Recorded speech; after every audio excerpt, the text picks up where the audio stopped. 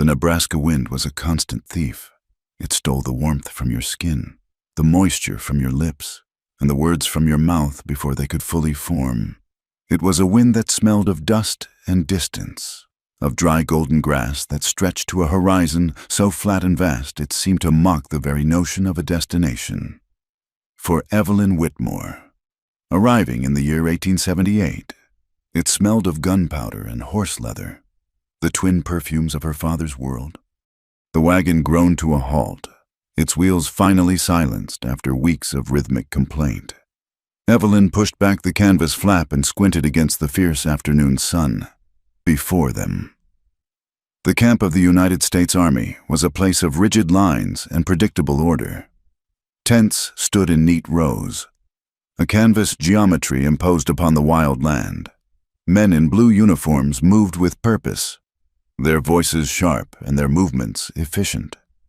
It was a world she understood, a world of rules and regulations written down on paper. Beyond it, perhaps a half-mile distant, was another world entirely. The Lakota camp was a place of circles. Tippies of hide reached for the sky like pale, patient fingers, their arrangement following a logic Evelyn could not yet perceive. Smoke curled from their peaks in lazy spirals, carrying the scent of wood smoke and roasting meat, a smell that was somehow more ancient than the dust itself. It was a settlement that did not fight the landscape but seemed to grow from it, as natural as the cottonwood trees clustered by the creek. The space between the two camps felt like a century of misunderstanding, a gulf of silence and suspicion that the wind did little to bridge. Her father, Colonel Richard Whitmore, dismounted from his horse. He was a man carved from the same hard material as his beliefs. His face was a map of discipline, his eyes the color of a winter sky, and he believed fervently that civilization was not a request but a command, best delivered with the unwavering authority of guns and signed paper. He adjusted his uniform, a gesture of settling not into the place, but into his role within it. He looked at Evelyn, his expression devoid of paternal warmth, replaced by a professional expectation. "Come, Evelyn," he said, his voice clipped. "We must prepare. Your duties begin now." Her duty was to be a ghost, a silent hand transcribing the words that would shape the future of this land and its people. She was her father's instrument, her fine Eastern education and steady penmanship the tools he would use to record the treaty. She had been taught that history was written by men like him, and her role was simply to ensure the ink was clear and the letters perfectly formed. She smoothed the front of her traveling dress, a garment of dark wool utterly unsuited to the prairie heat, and followed him toward the large tent that had been erected for the negotiations. Inside, the air was thick with tension. Army officers stood on one side, their polished boots planted firmly, their faces set with a grim determination. On the other side sat a council of Lakota elders and leaders. They sat with a stillness that felt more powerful than any military posture. Their faces, weathered by sun and wind, were studies in dignity. They did not look at the soldiers. They looked at the empty space in the middle of the tent, as if the real conversation was happening there, in the silence. Evelyn took her seat at a small wooden table set to one side, her purpose clear. She was not a participant. She was a recording device. She uncapped her inkwell, tested the nib of her pen on a scrap of paper, and waited. Her father took his place at the head of the Army delegation, laying a leather portfolio on the table before him. The rustle of his papers was the only sound. Then the flap of the tent was pushed aside, and he entered. He was taller than the others, his presence filling the tent in a way that had nothing to do with physical size. He moved with a liquid grace, his moccasins making no sound on the packed earth. He wore simple buckskin, adorned with quill work that told a story she could not read. His hair was long and black, bound by a simple leather band, but it was his face that commanded the space. It was a face of sharp angles and profound calm, and his eyes held the deep, knowing stillness of the prairie itself. This was Chief Black Eagle. He did not look at the soldiers or at her father. His gaze swept over the gathering before settling on the elders of his council, a silent acknowledgement passing between them. The negotiations began. A slow, ponderous exchange filtered through an interpreter, a man named Samuel Crow who stood uneasily between the two worlds. Colonel Whitmore spoke of lines on maps, of government annuities, of the inevitable march of progress. His words were precise, legalistic, and as unyielding as iron. When he finished, a hush fell. Chief Black Eagle rose to speak. His voice was not loud, but it resonated in the enclosed space, a low rumble like distant thunder. He spoke in the flowing cadence of the Lakota language. Evelyn could not understand the words, but she could understand their weight. He spoke of the earth not as property to be divided, but as a mother to be honored. He spoke of buffalo and ancestors, of sacred promises that could not be broken. His hands moved as he spoke, not with wild gestures, but with a deliberate eloquence that seemed to sketch his meaning in the air. As he spoke, his eyes moved across the room, assessing each of the uniformed men, then, for a fleeting moment, his gaze met hers. It was not a glance or a casual look. It was a direct and unnerving connection, as if he were looking past her spectacles, past her carefully composed expression, and into the very heart of her. In his eyes, she saw not the savage her father's world described, but a deep, unplumbable intelligence, a profound sorrow, and a strength that seemed drawn from the very land they stood upon. She looked at him, and for a heartbeat the prairie stopped breathing. The tent, the soldiers, her father's rigid posture, all of it faded into an indistinct blur. There was only the silent communication passing between her, the dutiful daughter of the East, and him, the leader of a people facing erasure. It was a look that asked a question she did not know how to answer. Then, just as quickly, his gaze moved on, and the world rushed back in. Her hand trembled slightly as she dipped her pen, the ink spotting the pristine page. She felt a flush of heat rise in her cheeks, a strange and unsettling awareness that she was not merely a scribe. She was a witness. Later that evening, the oppressive heat of the day gave way to a cool, star-littered night. The sounds of the two camps drifted on the wind, a discordant melody of a bugle call from the army post and the steady, hypnotic rhythm of a distant drum from the Lakota tippies. Evelyn lay on her cot, unable to sleep. The face of Black Eagle was imprinted on the inside of her eyelids. The memory of his gaze made her feel exposed, as if he had seen the conflict already brewing inside her, a conflict she herself had not yet been willing to name. She rose and lit a lantern, the small flame pushing back the suffocating darkness of her tent. Her father was at a meeting with his senior officers, and she had been tasked with organizing the documents in his portfolio for the next day. It was a mindless task, one she had performed countless times. She sorted through official correspondence, maps marked with proposed boundary lines, and copies of previous, broken treaties. It was the dry and dusty paperwork of conquest. Tucked at the very bottom of the portfolio, separate from the official documents, was a personal letter. It was sealed not with a government stamp, but with a simple wax seal bearing her father's family crest. It was addressed to a senator back in Washington, a man whose name she recognized as a powerful railroad investor. Curiosity, a trait her father had always tried to suppress in her, got the better of her. Her hands, acting of their own accord, broke the seal.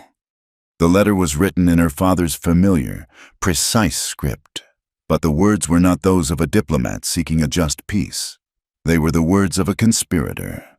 He wrote not of treaties, but of tactics.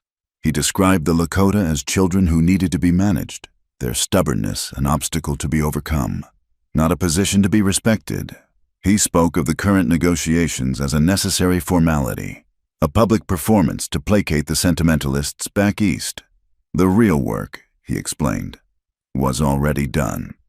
Geologists, disguised as trappers, had confirmed the presence of significant gold deposits in the Black Hills, the very land that was the spiritual heart of the Lakota Nation and supposedly protected by prior agreements. The plan was simple and brutal. He would offer a treaty that seemed generous on its surface, full of promises of provisions and protection. He would use every means to secure Black Eagle's signature. Once the treaty was signed and the Lakota were pacified onto a smaller, worthless reservation, the army would secure the region, and the senators' companies would be given first access to the gold. The letter ended with a chilling sentence. "We are building a nation, my friend, and a nation must be built on a foundation of iron and gold, not on the fanciful beliefs of a dying race." Evelyn had to read the sentence 3 times before the full weight of its meaning crushed her. The air in the tent grew thin, and a cold dread washed over her. Colder than any Nebraska night. This was not a negotiation. It was a meticulously planned theft, cloaked in the language of law and progress. Her father was not a peacemaker. He was a thief in a decorated uniform. Her whole life had been built upon a foundation of faith in her father's righteousness, in the inherent goodness of their cause. She was the daughter of a man who brought order to chaos, law to the lawless. That foundation had just crumbled into dust. The man who had written this letter was a stranger to her. She folded the paper with trembling fingers, the crisp parchment a testament to the cold, calculated betrayal it contained. She placed it back in the portfolio, her movements stiff and automatic. She looked at her own ink-stained fingers, the tools of her complicity. Every word she was to transcribe, every clause and article of the coming treaty would be a lie. She was not recording history. She was helping to write a fiction, a grand and terrible one, paid for with the soul of a people.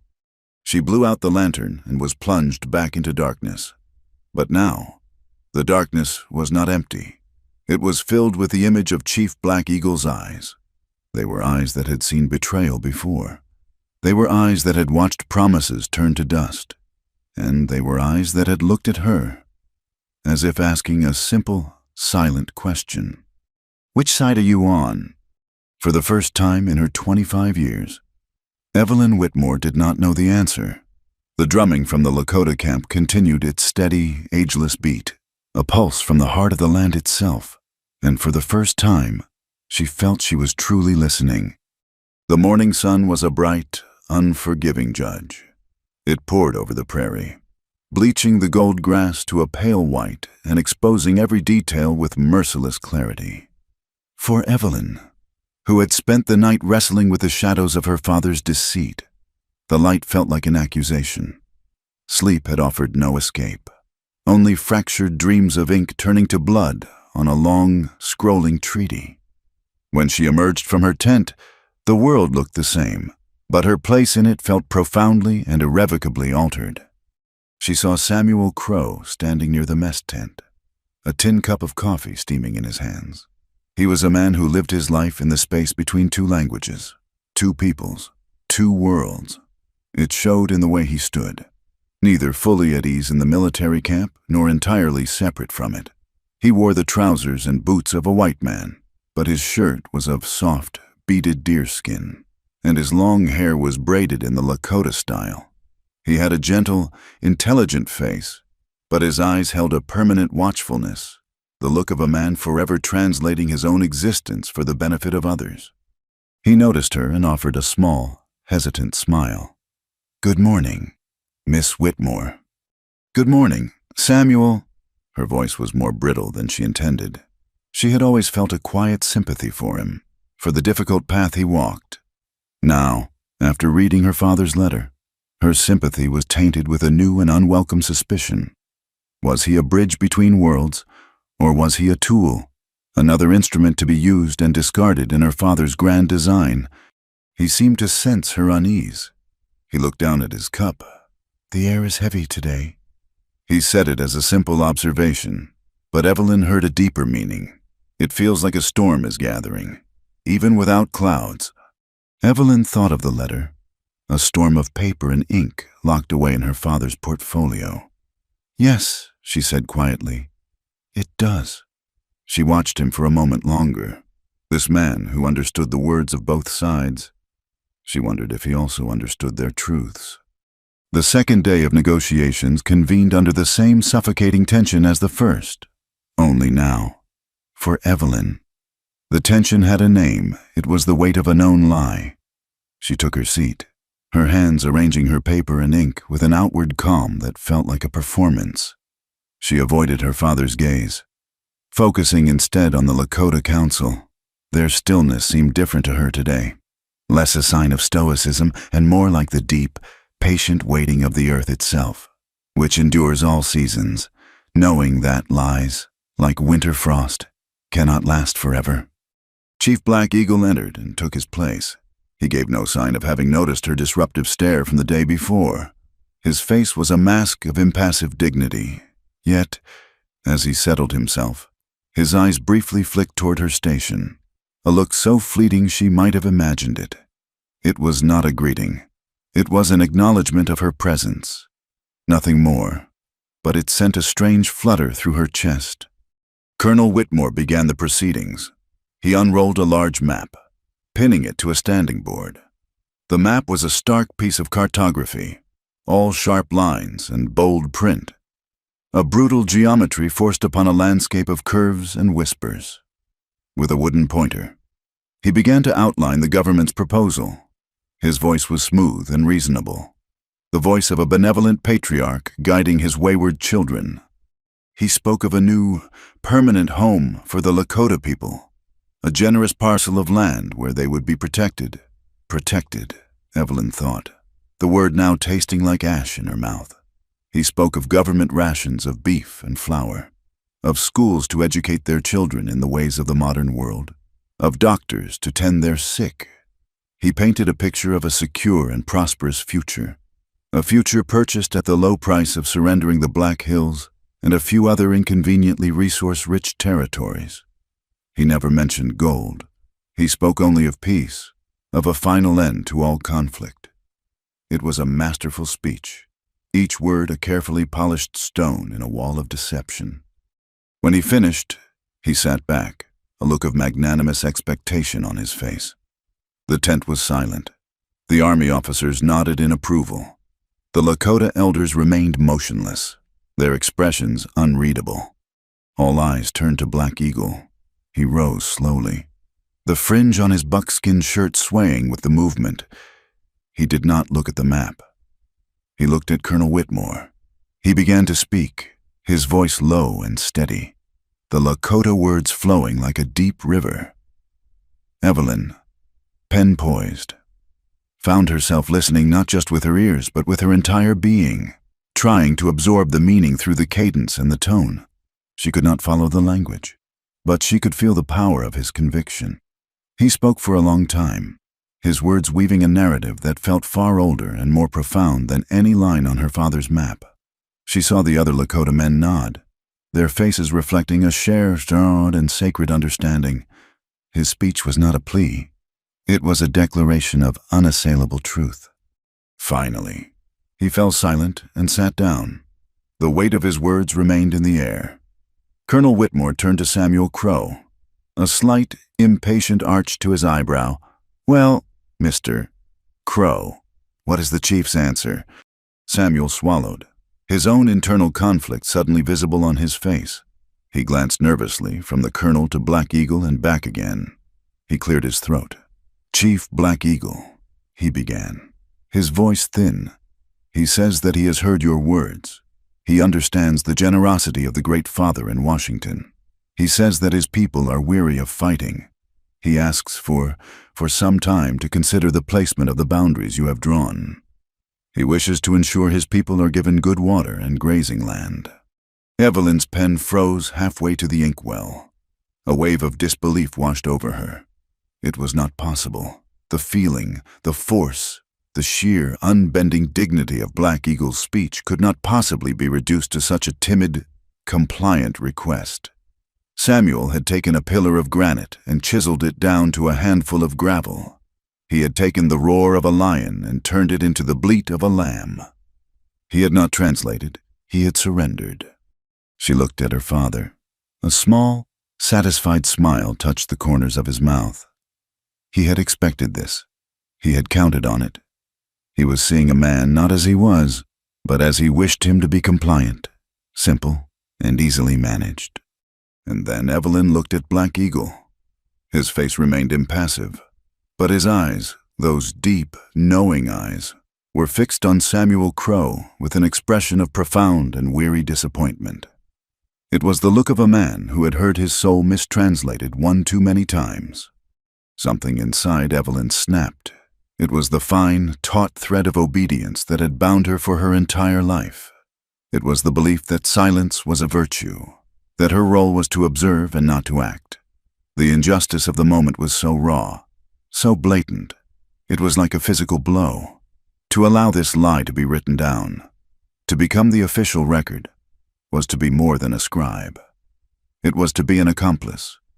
Before she was even aware of her own intention, she was on her feet. The scrape of her chair on the hard earth was a shockingly loud noise in the tense silence. Every head in the tent swiveled to face her. The soldiers stared, mouths agape. The Lakota elders leaned forward, their eyes wide with surprise. Her father's face was a thundercloud of pure fury. "What is the meaning of this? Evelyn," he demanded, his voice a low, dangerous growl. She barely heard him. Her gaze was locked with Black Eagle's. She drew a breath, her heart hammering against her ribs. "That is not what he said. She said," her voice clearer and stronger than she ever thought it could be. Samuel Crow looked as if he had been struck. "Miss Whitmore, please." She ignored him, her attention fixed on the chief. She did not have the words to translate his speech perfectly, but she had understood its spirit. She had felt its truth. He did not speak of boundaries and grazing land. She continued, looking directly at her father. "He spoke of the earth as his mother, and he said that a man cannot sell his mother. He said that the promises of your government are like words written on the winter snow, gone with the spring thaw. He spoke of the spirits of his ancestors who dwell in the Black Hills, and he said that their spirits are not for sale. He said he would not trade honor for a warm belly." She faltered, her knowledge of the language exhausted, but her point was made. She had taken Samuel's gravel and returned it to granite. A deep, collective stillness descended upon the tent. It was a silence so absolute that the buzzing of a fly near the canvas wall sounded like a roar. Her father's face was white with rage, his knuckles pale where he gripped the edge of the table. He looked as if he wanted to strike her.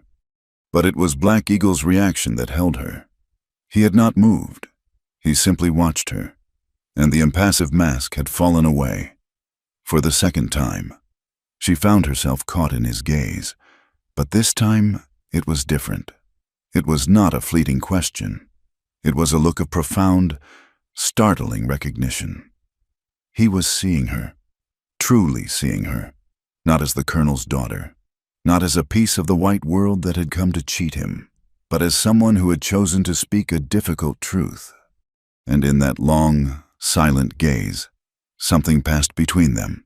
It was a promise, forged in a moment of shared defiance. It was an understanding that transcended language and culture. It was the beginning of a dangerous and unspoken alliance. He gave a slow, almost imperceptible nod. It was not for her father to see. It was only for her. Then the mask of the stoic chief returned, but the silent message had been delivered. The truth had been spoken, and the world had shifted on its axis. The silence that followed Evelyn's outburst in the negotiation tent was a living thing. It was a thick, heavy blanket that smothered all other sound, pressing down on her with the weight of her own defiance. Her father had not spoken to her since. He had simply given her a look of such cold, contained fury that it had felt like a physical blow, a promise of a reckoning to come. She had been dismissed, not with words, but with a contemptuous flick of his eyes, and had returned to her small tent, a pariah in the world she had always known. Now, night had fallen again, but it offered no comfort. Sleep was a distant country to which she had lost her passport. She lay on her cot, listening to the alien sounds of the prairie. From the army camp came the predictable noises of order and discipline, the lonely call of a sentry, the metallic clang of a dropped cookpot, the low murmur of men playing cards. It was a world of straight lines and sharp corners, a world that suddenly felt like a cage. But from the Lakota camp, carried on the ceaseless wind. Came the sound of a drum. It was not a sound of war, not the frantic, aggressive beat she had read about in sensational Eastern papers. This was something else entirely. It was a steady, rhythmic pulse, as constant and as natural as a human heartbeat. It was the rhythm of the land itself, a sound that spoke of endurance, of community, of a life lived in circles, not lines. The sound seemed to pull at something deep inside her, a restless chord she did not know she possessed. The air in the tent was stale with the scent of canvas and her own quiet desperation. She could not breathe. She needed the sky, the vast, open, and indifferent sky. Pushing aside the tent flap, she slipped out into the cool darkness. The moon was a sliver of bone white hanging in a sea of ink-dark sky, and the stars were scattered like chips of ice, impossibly bright and distant. She pulled her shawl tighter around her shoulders, the wool a poor defense against the chill that came not from the air, but from her own profound isolation. She walked away from the rigid rows of tents, her feet finding the soft, dusty path that led toward the creek, the natural boundary between the two camps. The drumming grew stronger as she walked, no longer a distant whisper, but a living presence in the night. It drew her onward, a siren song of a world she had only glimpsed but could not forget. The creek whispered over smooth stones, its voice a gentle counterpoint to the steady beat of the drum. She stopped at the water's edge, where the moonlight silvered the surface of the stream, and then she saw him. He was standing on the opposite bank, partially hidden in the shadows of a large cottonwood tree. It was Chief Black Eagle. He was looking not at the army camp or toward his own people, but down into the moving water, as if reading a story only he could see.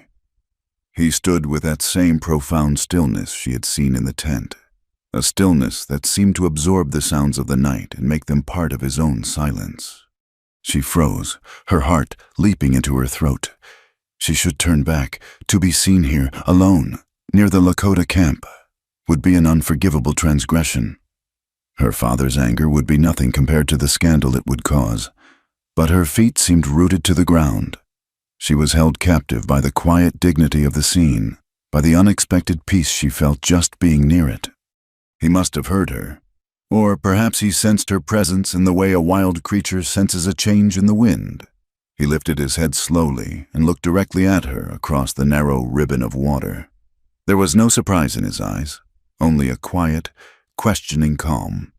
The moonlight caught the high planes of his face, making it seem as if it were carved from ancient stone. For a long moment, they simply stood there, two silent figures on opposite banks of a stream, caught in a tableau of moonlight and shadow. The drum continued its steady beat, the pulse of the world. Evelyn felt she should say something, offer an explanation for her presence, but no words came. He spoke first. His voice was low, and it carried easily across the water, a sound as natural as the rustle of leaves. He used her language, the words careful and deliberate, as if he were taking each one from a pouch and examining it before offering it. "You walk like the land does not know your name yet," he said. The observation was so unexpected, so deeply perceptive, that it disarmed her completely. It was not an accusation, but a simple statement of fact. She was a ghost here, a transient presence leaving no mark. She looked down at her own leather boots, so out of place on this wild earth. "Maybe I am trying to earn it," she answered, her own voice a surprising whisper in the vastness of the night. The words were truer than anything she had said in weeks. He considered her answer, his head tilted slightly. He took a few steps along his side of the bank, his movements fluid and silent. "The land does not give its name easily," he said. "It must be listened to. Your people are not good listeners. They only know how to speak." Evelyn thought of her father, of his booming speeches and his unshakable certainties. She thought of the endless documents and treaties, the torrent of words meant to command and control, not to understand. She felt a flush of shame. He is right, she thought. "We have learned some of your words," he continued, his gaze still fixed on her. "To hear the lies you tell more clearly." It was a hard statement. But his tone was without bitterness. It was the simple, weary truth. "And did you learn enough to know that the words I spoke today were true?" she asked, her voice trembling slightly. He stopped walking and turned to face her fully. The moonlight fell upon his face, and she saw the deep lines etched there, lines of sorrow and responsibility. "I heard the truth under your words," he said. "The truth does not always need a perfect translation. A heart that is listening can hear it." They fell silent again. But the silence was different now.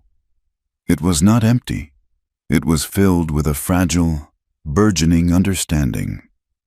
Evelyn felt an inexplicable urge to cross the stream, to close the physical distance that separated them, but she remained where she was.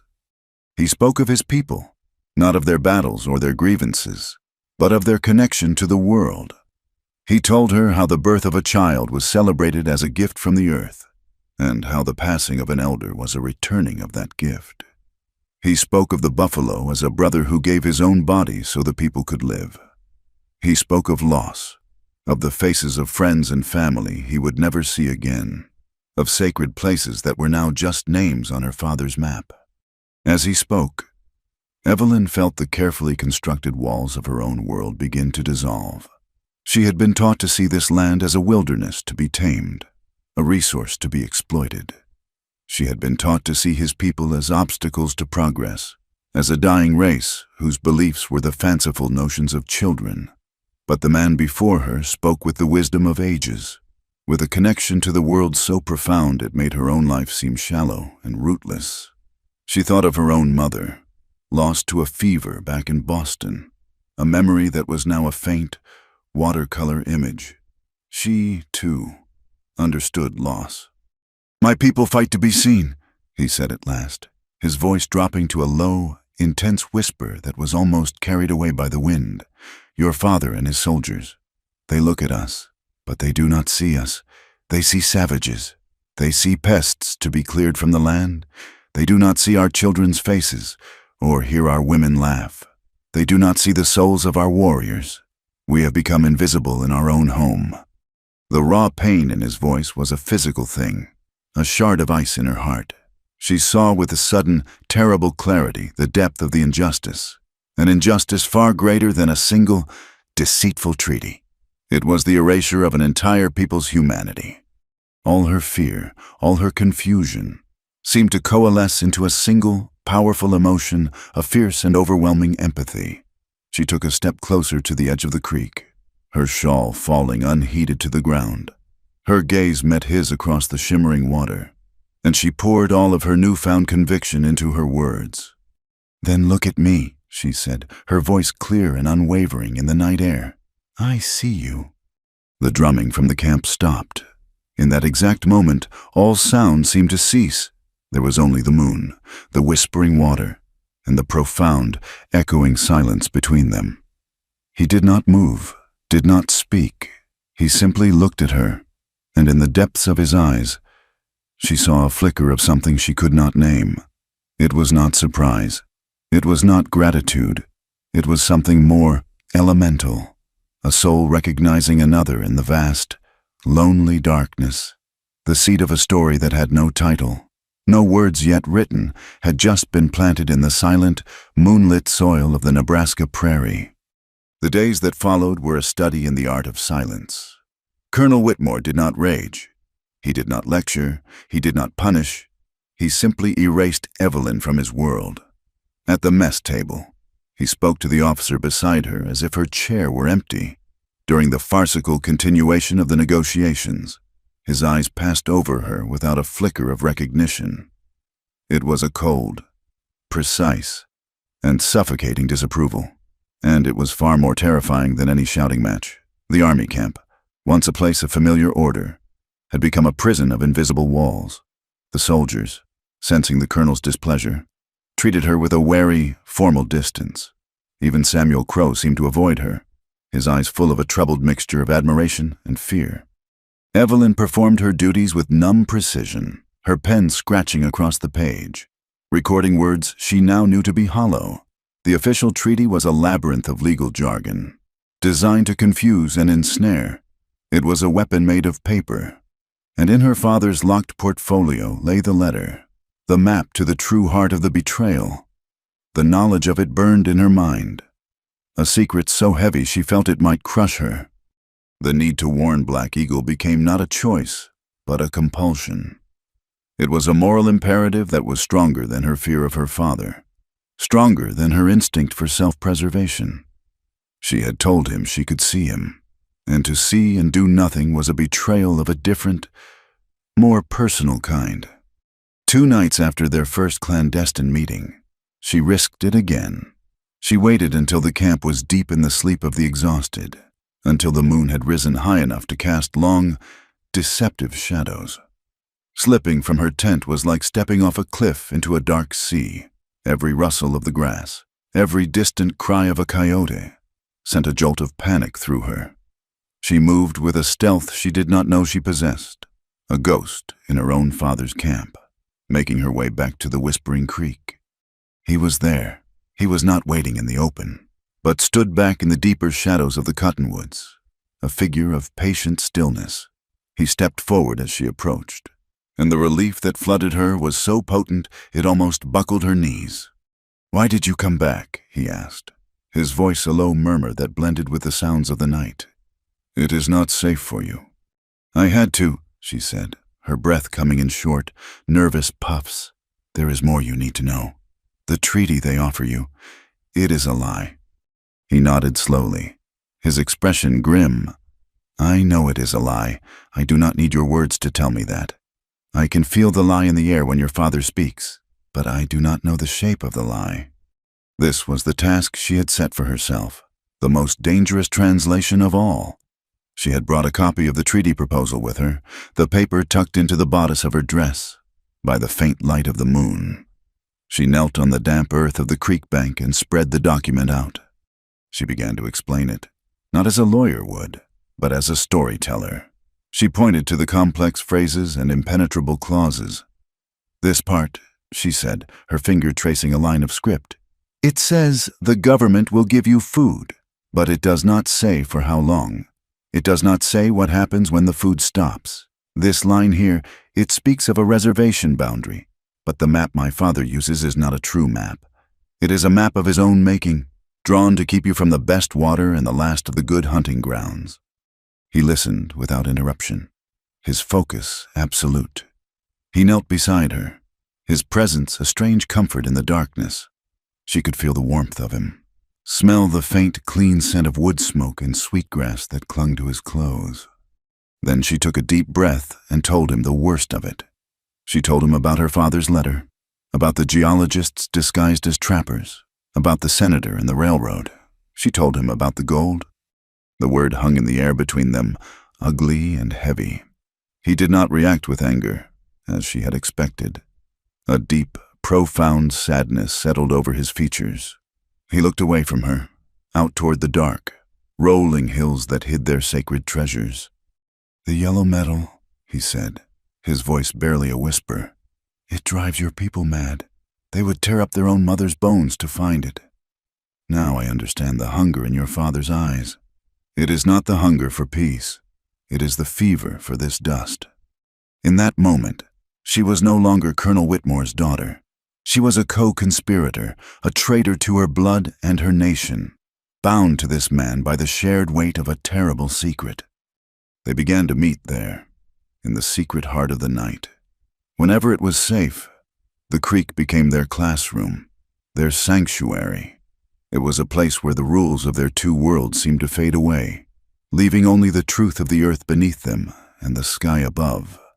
Their meetings became a quiet exchange, a bartering of knowledge that was more precious than any treaty. He taught her how to listen to the land. He showed her how a bent twig could tell the story of a passing deer, how the call of a specific bird could signal a change in the weather.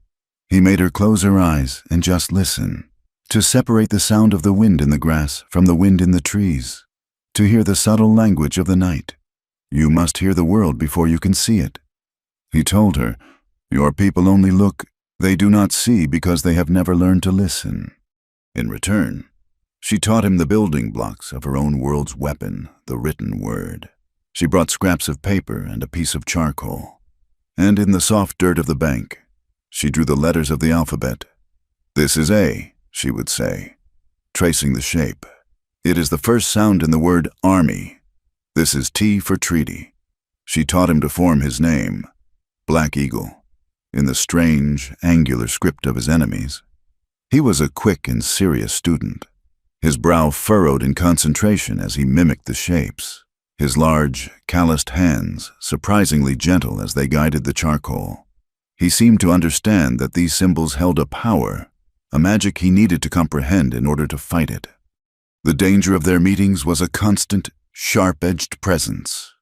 One night, the sound of a patrol on the far side of the army camp sent them both diving for the deep shadows, their hearts pounding in a shared rhythm of fear. They huddled together behind a thicket of willows, so close she could feel the steady rise and fall of his chest, until the sound of the horses faded into the distance. The shared peril forged a bond between them that was stronger than words, an intimacy born of risk. Her father's scrutiny intensified. He would ask her casual, probing questions about her sleeplessness, about the smudges of dirt she sometimes missed on the hem of her dress. "You seem distracted." "Evelyn," he said one evening, his eyes like chips of ice, "I hope you are not allowing the rustic nature of this place to cloud your judgment." It was a warning, as clear as any verbal threat. One night, as a full moon bathed the prairie in a soft, ethereal light, the lessons fell away. They sat in comfortable silence by the water's edge, the treaty and the alphabet forgotten. The air was cool and clean, and the only sounds were the gurgle of the creek and their own quiet breathing. Evelyn found herself studying his face in the moonlight. She saw not just the stoic chief or the proud warrior, but the man. She saw the weariness in the lines around his eyes, the immense burden of leadership he carried, the deep well of sorrow for all he had lost. He was not an idea, not a symbol of a noble, vanishing people. He was a human being, with a history and a heart that was as complex and as real as her own. He must have felt her gaze, because he turned to look at her. The question in his eyes was no longer about treaties or words. It was something far more personal, something that made her breath catch in her chest. The space between them, which had been filled with lessons and warnings, was now charged with a different kind of tension, a quiet, humming energy. Slowly, as if testing the air for a trap, he lifted his hand. She did not flinch, did not pull away. She watched, mesmerized, as his fingers, warm and rough from a life lived under the sun and sky, came to rest against her cheek. His touch was incredibly gentle, a stark contrast to the strength she knew he possessed. It was a touch of reverence, of questioning, of simple, profound contact. A tremor went through her, a current of heat that spread from that single point of contact to every corner of her being. His eyes held hers, and his voice was a low, rough whisper, like the sound of stones moving at the bottom of a river. "Look at me when I touch you." It was a command, but it was also a plea to be present, to be honest, to meet this moment without artifice or fear. It was the most intimate thing anyone had ever said to her. She held his gaze. She looked, and she saw everything. She saw the warrior, the leader, the teacher, the man. She saw his strength, and in the slight trembling of his thumb against her skin, she saw his vulnerability. She saw the pain of his past and the uncertainty of his future. She saw a reflection of her own loneliness, her own yearning for a truth she could hold on to. She saw not an enemy, not a savage, not the other. She saw a soul, the fire that had been a spark of rebellion, then a flicker of empathy, now ignited into a flame, a warm and terrifying blaze in the center of her chest. This, she realized with a clarity that was both beautiful and devastating, was the beginning of love. The tender moment by the creek felt like a dream from a different life, a fragile memory preserved in moonlight. The reality of the following days was a harsh, sun-baked return to a world of iron and paper. The flame that had been kindled in Evelyn's heart now had to be hidden away, a secret ember glowing in the cold, public space of her father's command. The negotiations, if they could still be called that, had reached an impasse. The pretense of discussion had evaporated, leaving only the brittle skeleton of a demand. The change came on a blisteringly hot afternoon.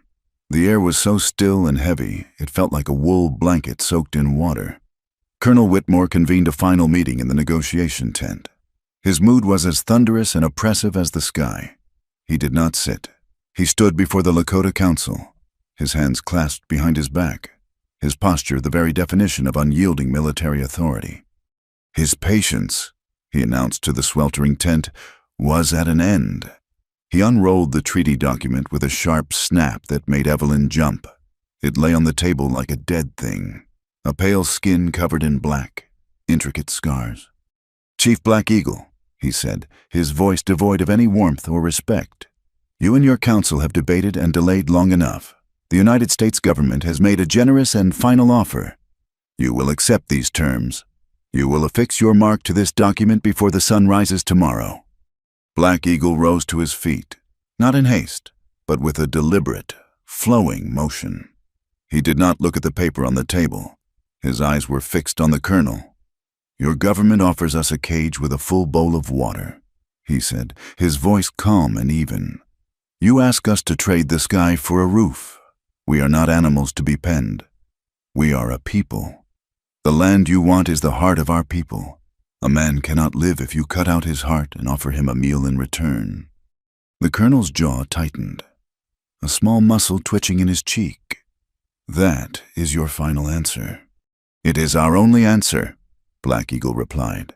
"It is the answer of our fathers, and their fathers before them."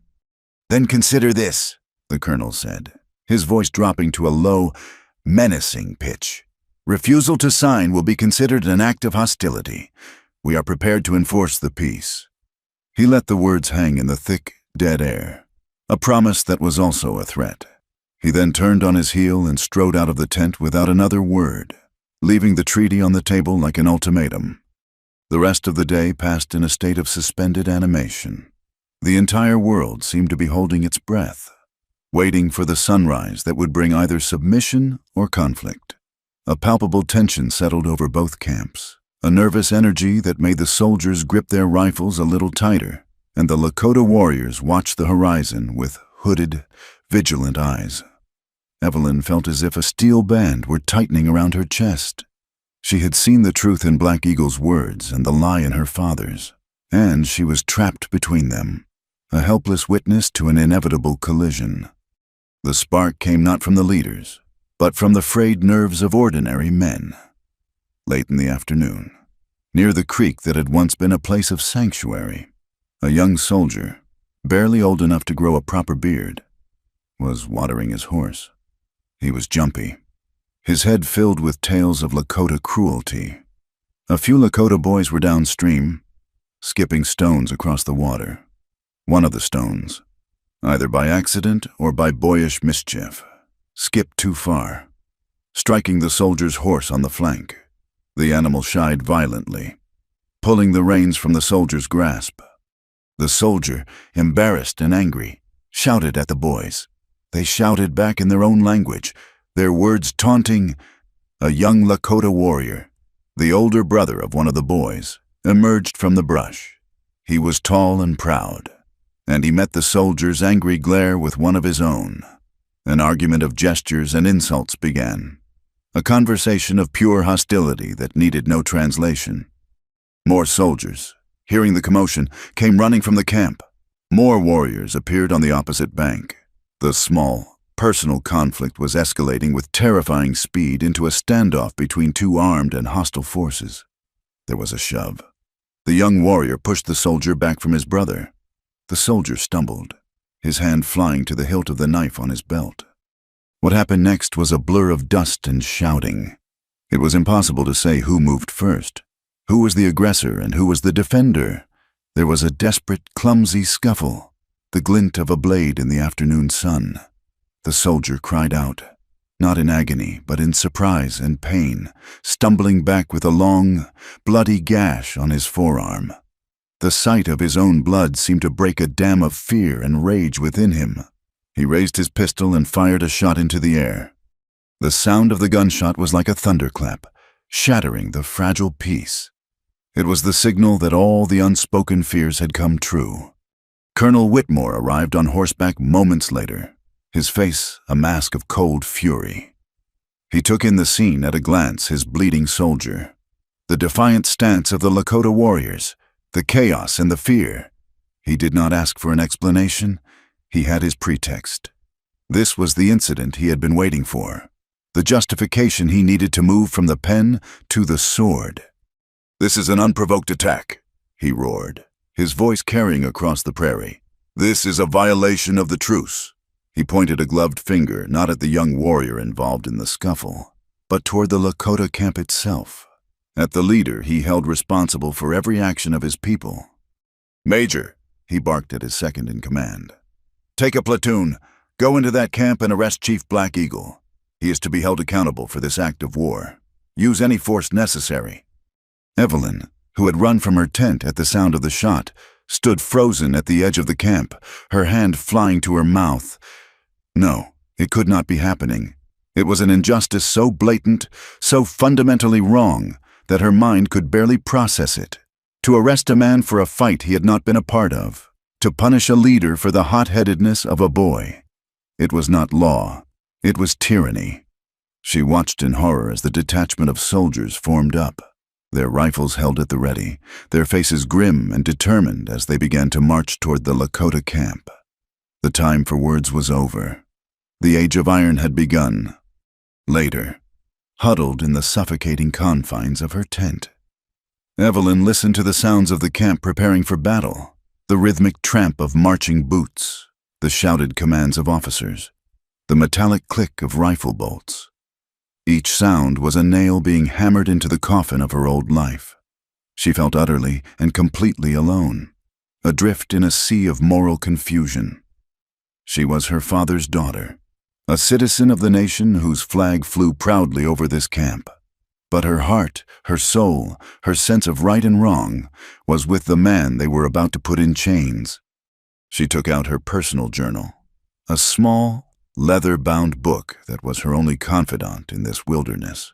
Her hand was trembling so much she could barely hold the pen. She needed to write it down, to try and make sense of the maelstrom in her mind, to give voice to the conflict that was tearing her apart. She uncapped the ink, the familiar scent doing nothing to soothe her. She tried to think of her father, of his belief in order, in law, in the civilizing mission that had brought them here. And then she thought of Black Eagle, of his quiet dignity, of his profound connection to the land, of the gentle way his hand had touched her cheek in the moonlight. One man spoke of law and justice while orchestrating a grand theft. The other spoke of honor and truth while his world was being stolen from under his feet. The world she came from, her entire society, would look at Black Eagle and see only an obstacle, a primitive relic of a bygone age. They would use a word to dismiss him, to strip him of his humanity, to justify their own cruelty. She dipped her pen in the ink, and the words flowed onto the page, a single, defiant truth in a world of lies. "They call him savage," she wrote, the letters dark and stark against the cream-colored paper. "But he speaks more truth than all their law books combined." The night was a black, suffocating velvet, starless and moonless. The wind had picked up, a mournful, keening sound that scraped across the prairie, carrying with it the scent of dust and a storm on the horizon. To Evelyn, it sounded like the world was grieving. Black Eagle had been taken without a fight. He had walked out of his teepee, his head held high, and had offered his wrists to the soldiers to prevent a battle that would have cost the lives of his people. He was now a prisoner, held in the fortified supplies shed at the center of the army camp, bound and guarded, awaiting a summary justice that would be anything but just. Evelyn's decision was not a thought, but a physical force, a tidal wave of conviction that rose from the depths of her soul and swept away every last remnant of fear and obedience. She could not be a witness to this. To see the truth and do nothing was to be a liar. To love a man and watch him be destroyed was to let her own soul die alongside him. Her life had been a series of straight, predictable lines. Tonight, she would draw a new line, a jagged, desperate path into an unknown future. She waited until the hour after midnight, the time when the camp was at its deepest slumber, when the guards were weary and their attention dulled by the rhythmic howl of the wind. She moved through the darkness like a wraith, her heart a frantic drum against her ribs. She had observed the camp's routines, her mind cataloging details without even knowing why. She knew which guard was prone to dozing, which part of the perimeter was darkest. Her first stop was the deserted mess tent. Her hands, trembling but sure, found what she needed: a small, sharp paring knife and a tinderbox. Her plan was desperate and simple. It relied on chaos. On the far side of the camp, near the horse lines, was a large stack of hay bales, dry as tinder from the relentless sun, shielding the tinderbox from the wind with her own body, her fingers clumsy with haste. She struck a spark. It caught, a tiny, hungry flame. She fed it a scrap of dry canvas, and then pushed the nascent fire deep into the heart of the hay. For a moment, nothing happened. Then, a wisp of smoke, followed by a sudden, hungry whoosh as the fire roared to life. A brilliant orange monster clawing at the night sky. Shouts erupted instantly. Men poured from their tents, confused and alarmed. The fire was near the horses, the most valuable and vulnerable asset in the camp, the entire focus of the camp. Every soldier, every officer, turned toward the blaze. It was the distraction she needed. Under the cover of the screaming confusion, she ran, a dark shape against the flickering firelight, toward the supply shed.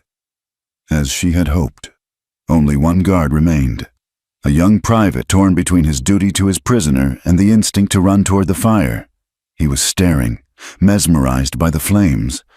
She came upon him from the shadows, the knife held low. She did not know if she had the strength to use it as a weapon. She prayed she would not have to. She moved with the silence Black Eagle had taught her to listen for. She was almost upon him when he turned, his eyes widening in surprise. Before he could shout, she brought the handle of the knife down with all her strength against the side of his head. It was a clumsy, desperate blow, but it was enough. He grunted and crumpled to the ground without a sound. The shed door was barred from the outside. Her hands, slick with sweat, struggled with the heavy wooden beam. It finally gave way with a groan. Inside, the darkness was absolute. She fumbled with the tinderbox again, her hands shaking so violently she could barely strike a spark. A tiny flame illuminated the space. Black Eagle was sitting against the far wall, his wrists and ankles bound with thick rope. His face was impassive, but his eyes burned with a fierce, questioning light. He did not ask how she had come. He did not ask why. He simply watched her as she knelt and sawed at the ropes with the small, inadequate knife. The fibers were tough, and her frantic efforts seemed to do little. Time was a rubber band stretching to the breaking point. She could hear her father's voice outside, barking orders, organizing a bucket brigade. They had only moments. "Look at me," he said, his voice a low command. She looked up, her eyes wide with panic. "Breathe. Your fear is making your hands weak. Do not think of them. Think only of the rope." His calm was an anchor in her sea of panic. She took a ragged breath and focused, sawing at the ropes with a new, steady determination. Finally, one strand gave way, then another. The ropes binding his hands fell away. He took the knife from her and, in a few swift, powerful movements, cut the ropes at his ankles. He was free. They slipped out of the shed into a world of orange light and black shadows. The wind was a gale now, whipping the flames into a frenzy and carrying with it a new sound, the sharp, stinging bite of sand. A storm was upon them. Black Eagle grabbed her hand, his grip strong and sure. They ran, away from the fire, away from the camp. and plunged into the churning darkness of the open prairie. The pursuit began almost immediately. Lanterns bobbed in the distance, and the shouts of men carried on the howling wind. The sandstorm hit them with the force of a physical blow, a blinding, suffocating wall of grit that tore at their skin and filled their lungs. The world disappeared into a brown, chaotic roar. The storm that was their enemy was also their only ally, erasing their tracks, swallowing the light of the lanterns behind them. They ran blindly, Black Eagle leading her, his hand a constant, reassuring pressure on hers. They stumbled over unseen rocks, pushed their way through thorny brush that tore at their clothes. The ground became uneven, sloping upward. They were climbing into the rocky bluffs that bordered the plains. Behind them, they heard the sporadic crack of a rifle shot, a bullet whining past them in the screaming darkness, a testament to the blind, furious chase. Hours passed in a desperate, breathless blur. Evelyn's lungs burned. Her legs were trembling with exhaustion, and the cold had begun to seep deep into her bones. The storm showed no sign of abating. They were soaked, not by rain, but by the sheer, damp chill of the wind. Just when she felt she could not take another step, Black Eagle pulled her to a halt. He had found it by touch, by an instinct she could not comprehend, a dark fissure in a rock face, a narrow opening that promised shelter. He pushed her inside, into a darkness that was even more profound than the storm, and then followed, slumping against the rock wall beside her.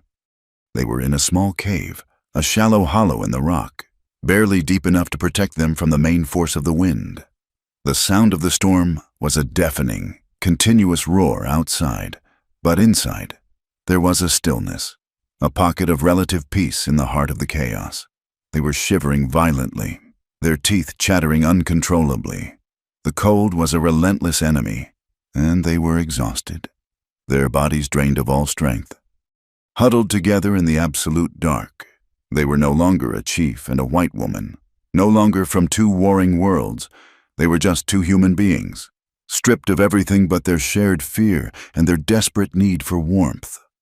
Without a word, he pulled her against him, wrapping his arms around her, trying to share the little warmth his body still possessed. She pressed herself against his chest, her face buried in the damp buckskin of his shirt, and for the first time that night, she felt a flicker of something other than terror. They stayed like that for a long time, their shivering slowly subsiding as their shared body heat created a tiny pocket of warmth. The intimacy of their position was born of pure survival, yet it felt more profound than any drawing-room courtship. Here, in the raw, honest darkness, there were no rules, no pretenses, no lies. He tilted her face up, his hand gentle against her jaw. She could not see him, but she could feel his breath, warm against her cold skin. He did not try to kiss her. He simply held her, his thumb stroking her cheek. "Look at me," he whispered, his voice rough with exhaustion and emotion. The command was the same as it had been by the creek, but now it held the weight of all that had happened, of the life and death race they had just run. It was a plea to see past the storm, past the fear, to the truth that remained between them. She opened her eyes in the impenetrable darkness, as if she could see him with her heart. She was no longer the frightened, obedient daughter from the East. She was a woman who had chosen her own truth, who had burned down one world to save a man from another. She had seen the ugliness and the lies, but she had also seen the honor and the beauty. "I am," she breathed, the words a vow, a final surrender to the truth she had found in his eyes. "And I see everything now." His lips found hers then, a touch that was not about passion, but about recognition. It was a kiss of shared desperation, of profound gratitude, of a love that had been forged in the crucible of fire and fear. It was a silent acknowledgement that in this one, stolen night, in this cold, dark cave, they had found the only home they might ever know. Outside, above the ceaseless howl of the wind, they could hear the distant, frustrated pop of a rifle shot. They had this night a single, perfect moment of connection, and perhaps That was all they would ever have. The dawn that broke over the prairie was a fragile, wounded thing. The storm had passed, leaving behind a world scoured clean and unnervingly silent. The sky was a pale, bruised purple, and the air was sharp and cold, carrying the damp smell of wet earth and the lingering, acrid scent of burnt hay. Inside the small cave, Evelyn awoke slowly, the deep exhaustion in her bones a dull, heavy ache. For a moment, she was disoriented, the cold stone at her back a foreign sensation. Then the memory of the fire, the escape, and the storm rushed back in, and she was acutely aware of the man sleeping beside her, his body a warm, solid presence in the cold morning. Black Eagle was still asleep, his face in repose, looking younger. The deep lines of care and sorrow smoothed away. One of his hands rested near her waist, a touch of unconscious possession that sent a fresh wave of warmth through her. The intimacy of the night before, born of desperation and culminating in a moment of profound connection, settled over her not with shame, but with a quiet, fierce tenderness. In the heart of chaos, they had found a truth. But the light of day was a harsh reminder that the world outside their shelter had not changed. Their truth was not the world's truth. She watched him for a long time, memorizing the shape of his face in the growing light. He had risked everything, and she, in her own way, had done the same. The chasm between who she had been 2 weeks ago and who she was now was so vast it was uncrossable. The bridges to her old life had been consumed in the flames she herself had set. He stirred, his eyes opening not with a slow, drowsy waking, but with the instant, alert awareness of a man who had lived his life on the edge of danger. His gaze found hers, and for a long, silent moment, the world consisted only of the space between them. A slow smile touched the corners of his mouth. It was a smile of such genuine warmth, it made her heart ache. "We cannot stay," he said, his voice a low rumble. His smile faded, replaced by the grim mask of the leader. "They will be searching now that the storm has passed." The reality of their situation descended again, cold and sharp. They were fugitives. Every moment they lingered was a gamble. They crept to the mouth of the cave and looked out. The landscape was transformed. The prairie grasses were plastered to the earth, and the creek below was a muddy, swollen torrent. In the distance, the two camps were already stirring. The army camp was a hive of activity, soldiers moving with an angry, vengeful purpose. The Lakota camp was unnervingly still, a place of watchful waiting. "We must get you to your people," Evelyn whispered. "They will hide you. You can escape north." He shook his head, his eyes scanning the terrain with an intensity that missed nothing. "They will watch my people. To go there now is to walk into the trap. We must find another way. But first, we need to get away from these hills. They will search here first." Their descent was slow and treacherous. The ground was slick with mud, and the rocks were loose and unstable. They moved with a desperate caution, staying low, using the contours of the land for cover. They had made it to the base of the bluffs and were about to make a dash for a thick stand of cottonwoods when a movement near the Lakota camp caught their eye. A small group of children, perhaps 5 or 6 of them, had wandered out from the teepees, driven by a child's irrepressible curiosity. They were moving toward the blackened, smoking patch of ground where the hayfire had been. At the same time, a patrol of 4 soldiers on horseback emerged from the army camp, their rifles held across their saddles. They were not on a routine patrol. They were hunters, their eyes scanning the landscape, their faces hard and unforgiving. The soldiers saw the children. The children, seeing the soldiers, froze like a herd of young deer. The lead soldier raised his hand, and the patrol halted. He shouted something that the wind carried away, but his tone was aggressive, accusatory. Black Eagle beside her went rigid. A low sound, almost a growl, escaped his throat. "They are afraid," he said, his voice tight with a terrible urgency. "The soldiers are angry. A frightened man with a gun is a dangerous thing. The soldiers began to advance on the children, their pace slow and menacing. One of the children, a small girl, began to cry. Her fear was a spark in a field of dry grass. The soldiers seemed to take it as a sign of guilt, of defiance. One of them raised his rifle, not to his shoulder, but in a clear and unmistakable threat. Evelyn's blood ran cold. She understood what was happening.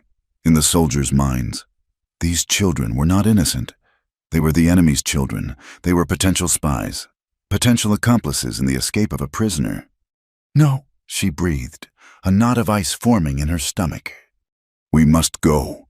Now," Black Eagle said, his voice rough. "While they are distracted, it is our only chance." He started to pull her toward the trees, but he stopped.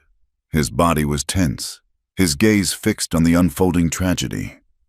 He was a leader, a chief. His first, deepest instinct was to protect his people, especially the most helpless among them. To save himself while the children of his tribe were in danger was a betrayal of everything he was. She could feel the war raging inside him, the battle between survival and duty. He looked at her, and his eyes were filled with a profound apology. "I cannot," he said simply. He released her hand. Before she could protest, before she could even form a word, he stood up. He stepped out from behind the rock that had been concealing them, into the full, open view of the soldiers. He did not shout. He simply made himself visible. A single, defiant figure standing between the armed men and the terrified children. The soldiers' attention snapped to him instantly. A collective shout of surprise went up. The children were forgotten. The real prize was here. Black Eagle did not run. He stood his ground, drawing their full attention, giving the children the precious seconds they needed to scramble back to the safety of their camp. He looked at Evelyn one last time, a look of silent, heartbreaking finality. Then he turned to face the soldiers as they spurred their horses forward, their rifles now aimed directly at his heart. They did not shoot him. Her father wanted him alive. Evelyn could only watch, a silent scream tearing at her throat, as they surrounded him, disarmed him of the knife she had given him, and bound his hands once more. He did not struggle. He met their hatred with a dignity so profound it seemed to enrage them further, as they led him away, back toward the camp and the mockery of justice that awaited him. Her world, which had seemed so full of a terrifying new possibility just moments before, collapsed into a black hole of despair. She was found less than an hour later, huddled and shivering behind the rocks, a soldier nearly stumbling over her. The return to her father's camp was a walk of shame, the eyes of every soldier upon her, a mixture of scorn, pity, and raw hatred. She was a traitor. She had sided with the enemy. She had betrayed her own kind. She was taken directly to her father's tent. He was waiting for her. He was standing behind his campaign desk, and the look on his face was one she had never seen before. The cold, controlled anger was gone, replaced by something far more terrifying, a deep, profound, and absolute disappointment. He looked at her as if she were a stranger, a creature he had somehow spawned but did not recognize. He waited until the guards had left, closing the tent flap behind them. The silence in the tent was a suffocating pressure. "Did you do it for him?" he asked at last, his voice dangerously quiet. "Or did you do it to spite me?" She lifted her chin, the numbness of her grief giving way to a strange, cold clarity. "I did it because it was the right thing to do." "The right thing," he repeated, a short, bitter laugh escaping his lips. "You set fire to a United States Army encampment. You assaulted a guard. You freed a prisoner charged with sedition and inciting violence. And you call that the right thing. Your sense of right and wrong appears to have been corrupted." "My sense of right and wrong has never been clearer," she said, her voice steady. "I saw the truth. I could not pretend I was blind." He slammed his hand down on the desk, the sudden violence making her flinch. "The truth," he spat. "You know nothing of the truth. The truth is that we are building a nation here, a great nation. And building requires sacrifice. It requires us to be hard. It requires us to make difficult decisions for the greater good. You, with your sentimental, childish notions, you have jeopardized everything. Did you tell him about the gold? Yes. His face went pale. You fool, he whispered, the words filled with venom. You absolute fool. You have armed him, not with a gun, but with a grievance. You have turned a simple pacification into a political disaster. He armed himself, she replied, with honor, with dignity, with a love for his people that you cannot possibly comprehend because you see them only as obstacles. He stared at her, his mind clearly struggling to find a reason, any reason, for her betrayal that he could understand. This savage, he has bewitched you. He has filled your head with his primitive fantasies. What did he promise you? She almost laughed at the absurdity of the question. He promised me nothing. He offered me nothing but the truth. Her father came around the desk until he was standing directly in front of her. He was so close she could see the tiny, broken veins in his eyes. He reached out and grabbed her arm, his grip like iron. This is not you. Evelyn, this is some madness. I will have the doctor examine you. You are not well. He is trying to get you to confess, to admit to a temporary insanity, to give him a way to save face, a way to put her back in the box of the dutiful, obedient daughter. She looked at his hand on her arm, and then up into his cold, uncomprehending eyes. She felt a profound and weary sadness for him, for his blindness. He would never see. He could never understand. He lived in a world of surfaces, of power and possessions. He had never once, in all her life, truly looked at her soul. She pulled her arm from his grasp. Her voice, when she spoke, was not angry. It was quiet, filled with a certainty as solid and as ancient as the rocks in which she had hidden. He touched my soul before he ever touched my skin, she said, and that is what you will never understand. The finality in her voice, the unbridgeable gulf that had just opened between them, seemed to finally break through his anger, leaving him looking hollowed out and old. He stared at her as if she had just confessed to a murder. In a way, she had. She had murdered the daughter he thought he knew. He turned away from her, his shoulders slumping. You are confined to your tent, he said, his voice a dead monotone. A guard will be posted outside at all times. You will speak to no one. We will return to Fort Laramie in 2 days, where your fate and his will be decided. She turned and walked out of the tent, leaving him alone with the ruins of his authority, as the guard took up his position outside her tent, effectively making her a prisoner. She did not feel defeated. She felt a strange, sorrowful peace. There was no going back. She had betrayed her blood, her family, her nation, but she had been true to herself, and in a world built on lies, that felt like the only victory that mattered. The journey to Fort Laramie was a silent, grim procession. Evelyn rode in a supply wagon, a prisoner under the open sky, guarded by men who refused to meet her eyes. She was a ghost to them, a non-person, the colonel's daughter who had ceased to exist. Black Eagle rode on horseback, his hands bound before him, his face an unreadable mask of stone. He did not look at her. He knew, as she did, that any glance between them would be twisted into further proof of their conspiracy. He looked instead at the horizon, at the endless sweep of the land he was being torn from, his gaze that of a man saying a long, slow farewell. The fort was a place of imposing order, its high wooden walls a stark declaration of power in the vast, open wilderness. It was a world of straight lines, bugle calls, and the absolute authority of the United States Army. And it was here, not in a proper courthouse, but under the harsh, unforgiving Wyoming sky, that the verdict which had been decided long ago would be formally announced. The military tribunal was a hastily constructed affair, a wooden platform set up in the center of the parade ground. 3 high-ranking officers, all of them colleagues and friends of her father, sat at a long table, their faces grim and impatient. It was not a court of law. It was a stage for a foregone conclusion. The entire garrison was assembled to watch. a sea of blue uniforms forming a rigid square around the platform. A small, silent group of Lakota, who had followed the procession from the camp, were permitted to watch from a distance, their presence a silent, sorrowful testament to the injustice unfolding. Black Eagle was led to the center of the platform. The chains on his wrists and ankles clanked with a heavy, final sound.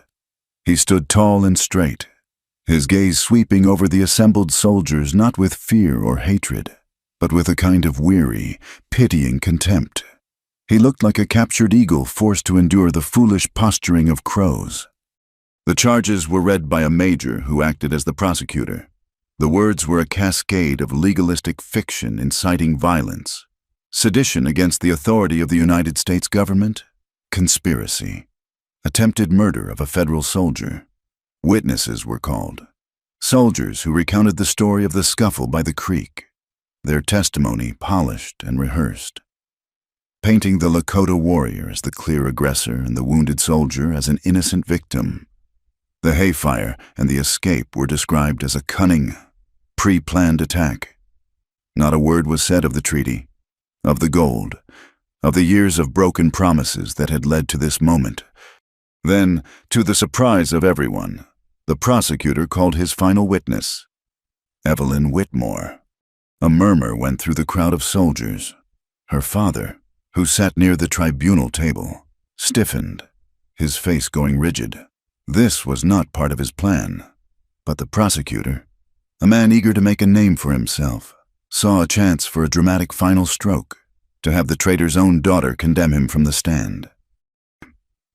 Evelyn was led to the platform, her steps steady, her heart a cold, heavy stone in her chest. She did not look at her father. She looked at Black Eagle.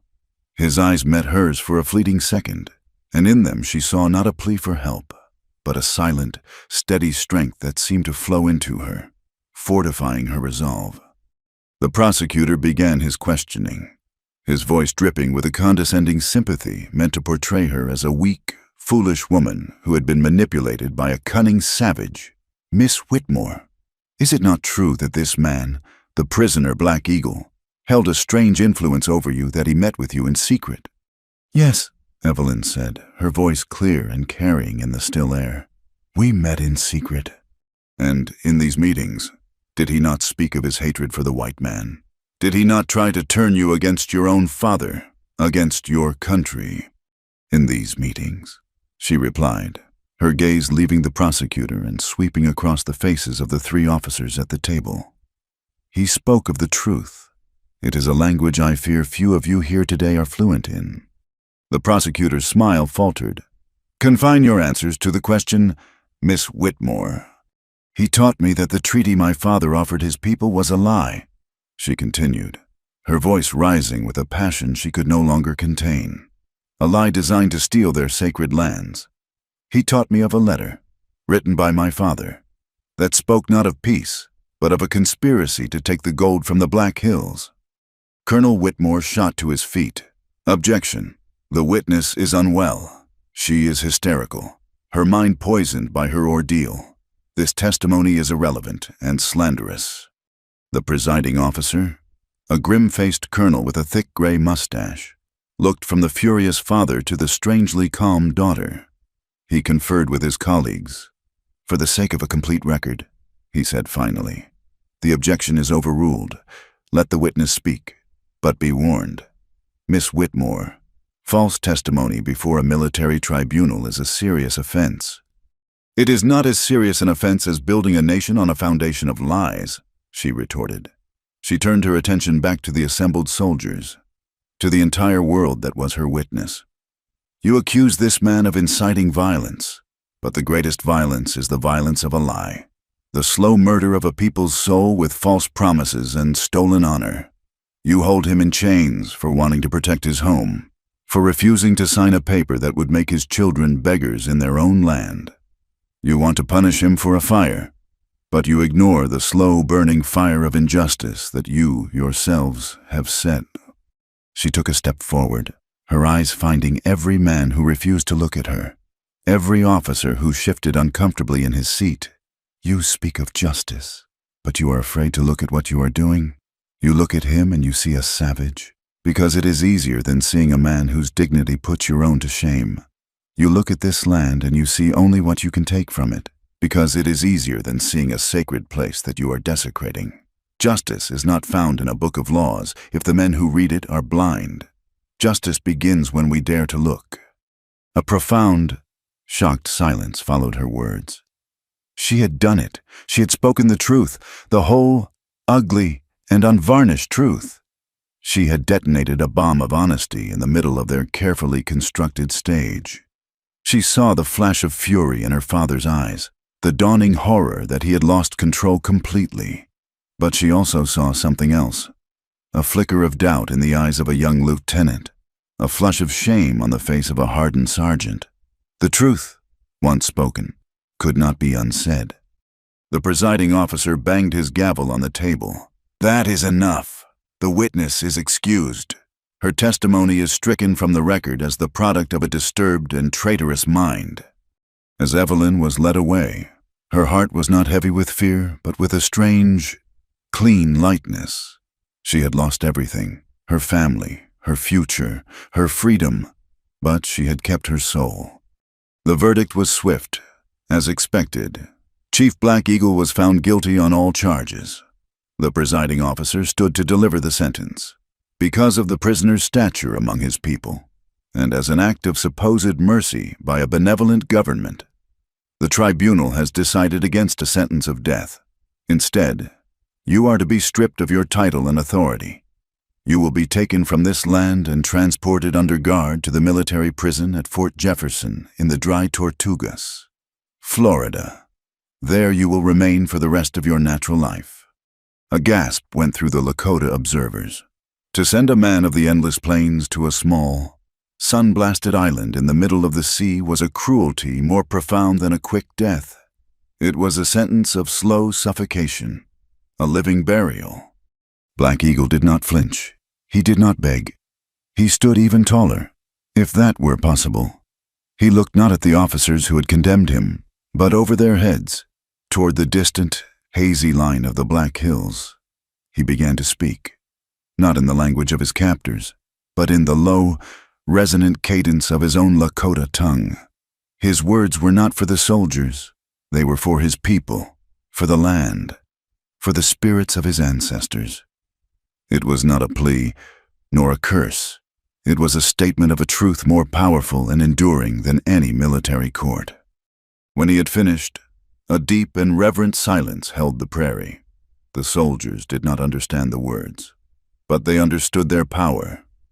They felt the weight of a history they could not comprehend, the force of a spirit they could not break. As the guards moved to take him away, he turned his head and looked directly at Evelyn one last time. His eyes were not filled with sorrow, but with a message of profound and unbreakable gratitude. He had been seen. His truth had been spoken. A young officer, curious, turned to Samuel Crow, who had stood silently at the edge of the proceedings. "What did he say?" the officer asked. Samuel looked not at the officer, but at the vast, empty sky. He said, "Makakinle kea wikakte sni." He said, "The land remembers." The Chicago of 1888 was a city forged in noise and ambition. Its heartbeat was the relentless clang of steel on steel, the rumble of elevated trains on iron tracks, and the percussive symphony of a million boots on stone pavements. Smoke from 1,000 chimneys painted the sky a permanent, hazy gray, a stark contrast to the vast, clean blue that Evelyn remembered. The wind that blew off Lake Michigan was a different beast from the one that had scoured the Nebraska prairie. This wind was damp and heavy, carrying the smell of coal smoke, stockyards, and the cold, deep water of the lake. It was a world built of right angles and brute force, a world that had no time for the quiet, circular truths of the land she had left behind. 10 years had passed, 10 years since the mockery of a trial, since the last time she had seen Black Eagle's face.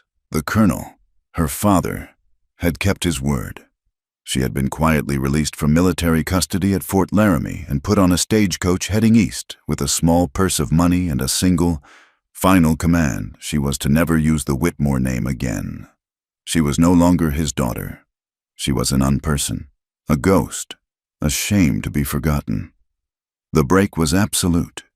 She had read of his continued rise in the army in the newspapers, a career seemingly unblemished by the scandal she had tried to ignite. The world, it seemed, had a short memory for inconvenient truths.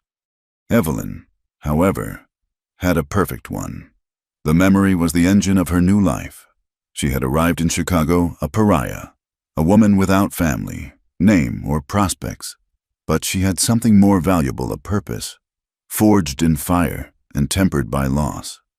She found lodging in a boarding house and sought out the one thing she believed could be turned into a weapon, the law. She found a mentor in an aging, cantankerous lawyer named Arthur McCready, a man with a reputation for taking on impossible cases and a deep-seated loathing for government hypocrisy. He saw in the intense, quiet young woman a fire that reminded him of his own youth. He allowed her to read his books, to clerk in his dusty office, and eventually, he guided her through the labyrinthine process of becoming one of the city's first female lawyers. Her office was a small, second-floor room in a narrow building south of the river. It was a space as spare and functional as she had become. The walls were lined not with expensive paintings, but with maps of Western territories and reservations. The shelves were crammed with thick, somber volumes of federal law, Indian affairs reports, and transcripts of treaty negotiations. The air smelled of old paper, ink, and the faint, ever-present scent of the city's industry. It was a world away from the prairie. Yet this small, cluttered room was the only place on earth she felt she was continuing the fight that had begun there. She was a strange and solitary figure in the city's legal circles. She did not attend social gatherings. She accepted no invitations. She lived a life of monastic devotion to her work. In the courts and government offices, she was known as a tenacious, unnervingly prepared, and deeply inconvenient presence. To the powerful men she challenged, she was a radical, an eccentric, a thorn in the side of progress. But to the delegations of native peoples who made the long, difficult journey east to seek her help, she was something else entirely. They called her by a name they had given her, a name that appeared on her legal correspondence, a quiet act of defiance and identity. On the documents she filed, she signed her name, Evelyn Ampetu Whitmore. Ampetu, they had told her, for the morning star, the first light that appears in the darkness. Her days were a war of attrition fought with paper and ink. She spent her hours poring over treaties, her finger tracing the convoluted language designed to deceive. She remembered explaining those same poisonous phrases to Black Eagle by the light of the moon, and the memory sharpened her focus, honed her anger into a fine, sharp point. She wrote letters, petitions, and legal briefs, her elegant penmanship now a tool to dismantle the very lies she had once been tasked to record. She fought for land rights, for promised annuities that never arrived, for protection against corrupt reservation agents who stole food from the mouths of children. Each small victory, a shipment of blankets released, a fraudulent land claim overturned, felt like a single, defiant heartbeat in a body that was supposed to be dead. She lived alone, in a small apartment above her office. But she was not lonely. The solitude was a space she filled with his memory. The world knew him as Black Eagle, the defeated Lakota chief, a name that was now a footnote in the official history of westward expansion. To her, he was the man who had taught her to listen to the earth, the man whose face held the sorrow and strength of a nation, the man whose touch had awakened her soul. His voice was a constant presence in the quiet moments of her life. When she read a government report that referred to his people as dependents or wards, she could hear his voice by the creek, low and resonant, speaking of a people who were not animals to be penned. When she looked out her window at the relentless, frantic energy of the city, she remembered his stillness, a calm that came from a deep, unshakable connection to the world. And in the deepest, most private chamber of her heart, she held on to the memory of the night in the cave. His whisper in the darkness was the creed by which she now lived her life. Look at me when I touch you. It had been a plea for honesty, for a connection that was real and unafraid. Now, it was her guiding principle. She applied it to everything. When she read a legal document, she looked past the words to the intent, to the human lives that were being touched and manipulated by the ink.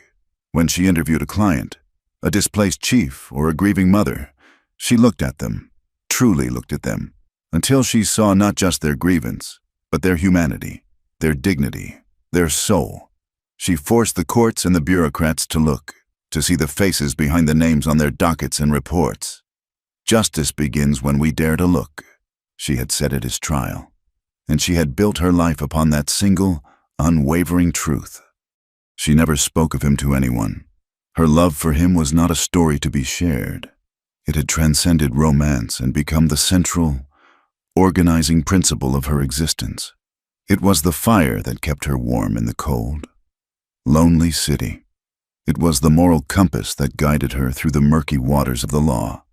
He had been taken from her, exiled to a prison of sun and salt water thousands of miles away, a place designed to break the spirit of a man born to the open plains.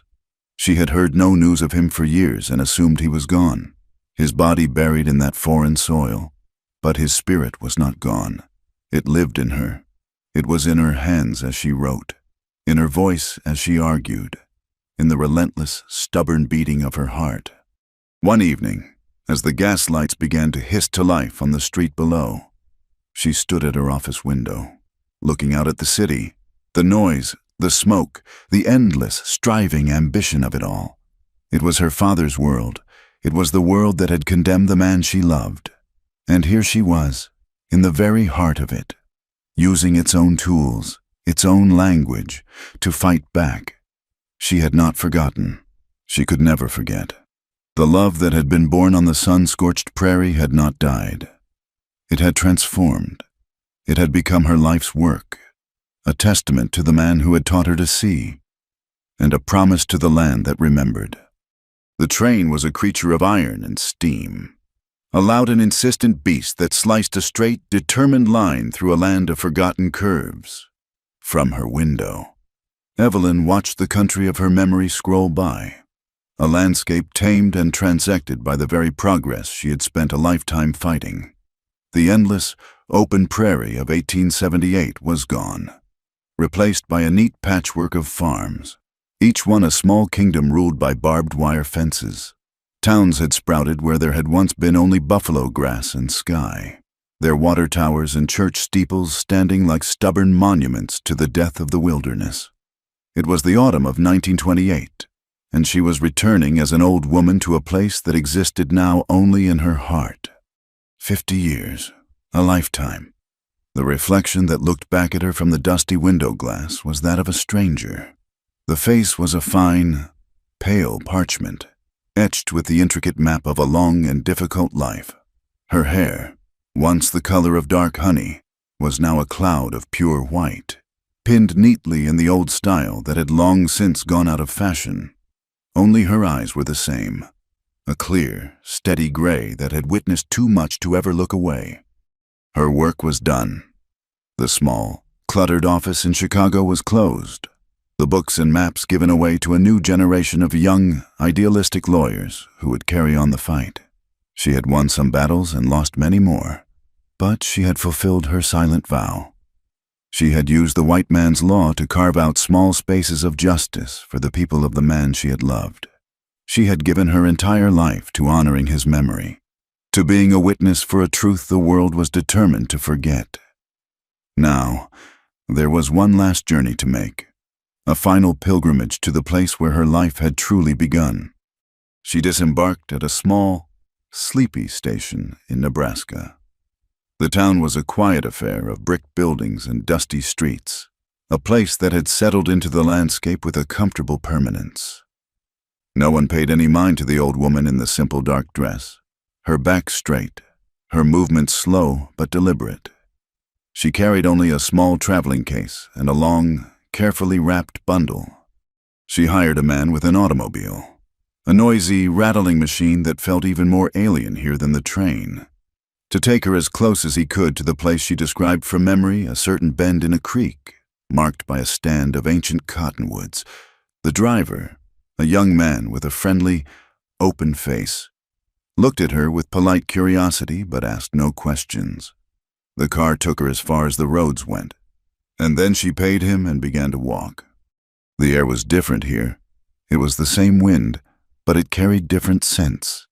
It smelled of tilled earth and cut hay, the smells of a domesticated land. But underneath, if she closed her eyes and truly listened with the senses Black Eagle had taught her to use, she could still smell it, the dry, sweet perfume of the prairie grass, the clean scent of dust, the immense, open smell of the sky itself. Her steps were slow, but her heart was light. It felt not like a return, but like a completion. She found the stand of cottonwoods, their leaves a brilliant, trembling gold in the late afternoon sun. They were larger now, their bark more deeply furrowed, but they were the same trees, and beyond them, the creek still whispered its endless, secret story over the same smooth stones. She stood on the bank, in the exact spot where she had stood all those years ago, a frightened, defiant girl on the cusp of a decision that would define her. The world was quieter now. The army camp was gone, its neat, angry lines long since erased by time and grass. The Lakota camp, with its circles of life and the steady, nightly beat of its drum, was also gone, a ghost of a memory on the wind.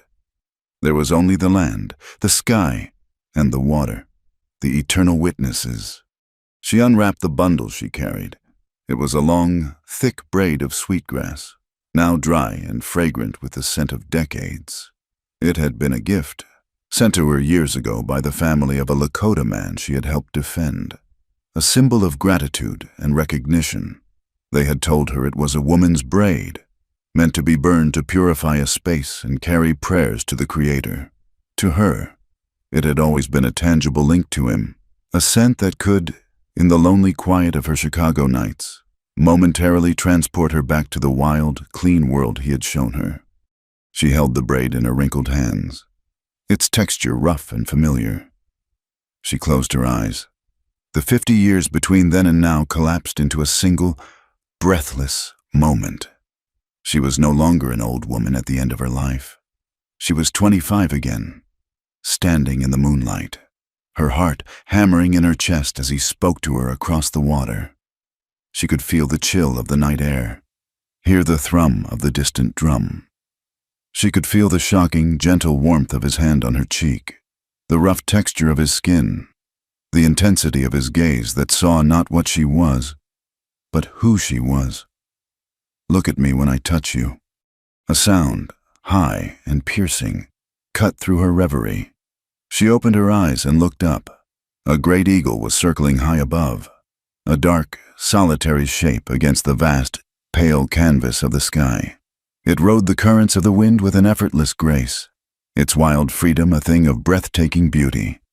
It let out another long, lonely cry, a sound that was both a lament and a declaration. A peace that was deeper than any she had ever known settled over her. Her long fight was over. The world had changed, and the people she fought for were still fighting, and would continue to fight, but her part was done. Her promise had been kept. She had been a witness. She had not looked away. The eagle gave one last cry and then soared away, disappearing into the endless blue. Evelyn smiled, a faint, slow smile of release. She looked out across the golden plains, at the horizon that stretched on forever.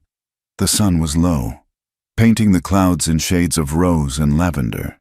It was a beautiful, heartbreaking, and eternal land. It remembered. She brought the sweetgrass braid to her face, inhaling its sacred scent one last time. She whispered the words into the wind, a final testament meant only for the sky and the land and the spirit of the man who had taught her how to see.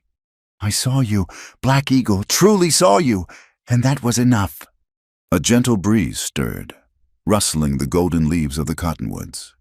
It moved across the prairie, carrying with it the fragrant scent of sweetgrass and the clean, promising smell of rain on the horizon. Somewhere in the endless sky, the land remembered. Thank you for listening to this story. Please let us know where in the world you are listening from in the comments so we can all connect, and be sure to subscribe to our channel Wild West Tales. Like this video, and press the hype button to help share this story with more people.